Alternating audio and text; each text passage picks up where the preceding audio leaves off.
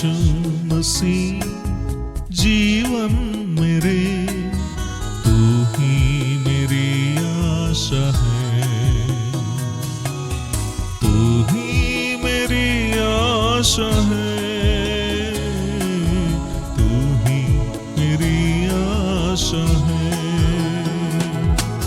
यीशु मसीह जीवन मेरे, तू ही मेरी आशा है, तू ही मेरी आशा है, तू ही मेरी आशा है। परमेश्वर के धन्य नाम की महिमा हो। आज के आराधनात्मक मनन की ओर आप सभी का बड़े प्रेम के साथ स्वागत करता हूँ। भजन संहिता 46 की 1 से आज हम मनन करने जा रहे हैं। भजन संहिता 46 कौरव वंशियों के द्वारा रचित एक कीर्तन है। कौरव, दातान और अबीराम इसराइल के उन वरिष्ठ नेताओं में 3 ऐसे लोग थे जिन्होंने परमेश्वर का दास मूसा के खिलाफ मोर्चा खोलने के सजा स्वरूप परमेश्वर के आदेशानुसार पृथ्वी मुंह खोलकर निकलने के द्वारा जीवित स्थिति में अधोलोक की ओर चल बसे। हिंदी की पुस्तक 16वां अध्याय में हम इस घटना का जिक्र देखते हैं। परमेश्वर का क्रोध न केवल इन तीनों पर था बल्कि इनके परिवार के सदस्यों पर भी था। इन सभी के परिवार के सदस्यों को भी जीवित स्थिति में अधोलोक भेजने का फैसला परमेश्वर किया था। पाप पर दंड देने वाला परमेश्वर का इंसाफ करने का स्वभाव को हम यहाँ देखते हैं। परंतु जब परमेश्वर का क्रोध कौरह, दातान एवं अबीराम के पूरे घराने के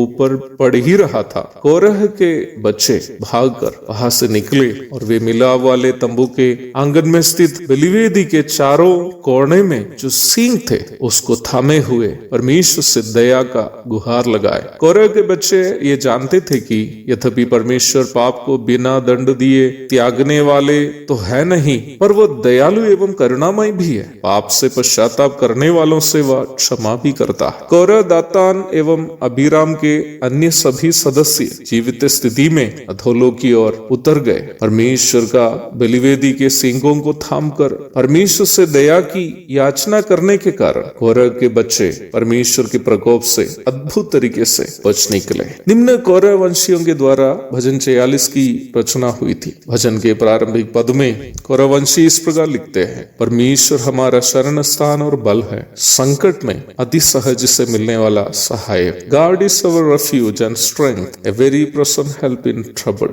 उनका कहना यह है कि जब हमें लगता है कि हमारी मदद करने के लिए कोई नहीं है या हमारे साथ कोई नहीं है, नहीं तो सभी कोई हमें त्याग दिए, उस वक्त जब हमारी मदद करने वाला कोई नहीं है या हम अकेले हैं या सभी कोई हमें त्याग दिए हैं, उस वक्त हमें मिलने वाला सहायक वो केवल और केवल परमेश्वर ही है। आसानी से मिलने वाला सहायक वो केवल परमेश्वर ही है।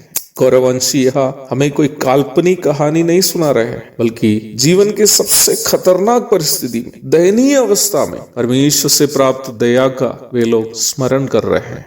परमेश्वर को वे लोग यहाँ संकट में अति सहज से अर्थात आसानी से या जल्द मिलने वाला सहायक के रूप में परिचय करा रहे हैं। यहाँ सहायक शब्द के लिए इब्रानी में एजर शब्द का उपयोग किया है, जिसका अर्थ सामर्थ प्रदान करने वाला, सांत्वना प्रदान करने वाला इत्यादि है। One who strengthens or one who comforts, अर्थात वो हमारे पाप की दुर्बलताओं में, रोग की कमजोरियों में हमें सामर्थ देकर आगे की ओर अगुवाई करने वाला है। और वैसे ही जब हमें लगता है कि हम अकेले हैं या सबने हमें त्याग दिए, हमारे साथ बैठकर हमें वो सांत्वना प्रदान करता है। क्या आप जानते हैं जब परमेश्वर ने आदम के लिए एक सहायक देने का फैसला किया था, उधर भी उत्पत्ति 2:18 में हवा के लिए जो शब्द सहायक करके प्रयोग किया है, उधर एजर शब्द का ही इस्तेमाल इब्रानी में किया है। अर्थात हमारा परमेश्वर हमारे दुर्बलताओं में और हमारे अकेलापन में नहीं त्यागने वाला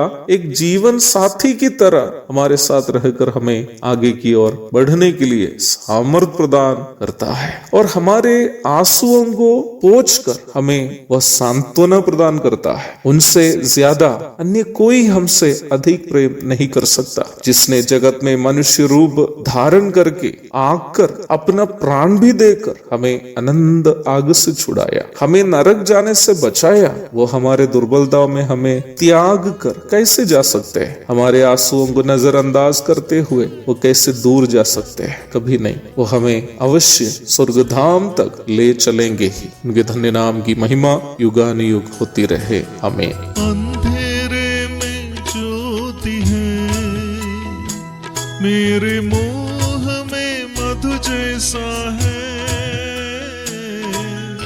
अंधेरे में ज्योति है, मेरे मोह में मधु जैसा है। दुख के घनघोर धूप में तू आशा की बरसात है। दुख के घनघोर धूप में तू आशा की बरसात है। यीशु मसीह जीवन मेरे, तू ही मेरी आशा है। तू ही मेरी आशा है, तू ही मेरी आशा है।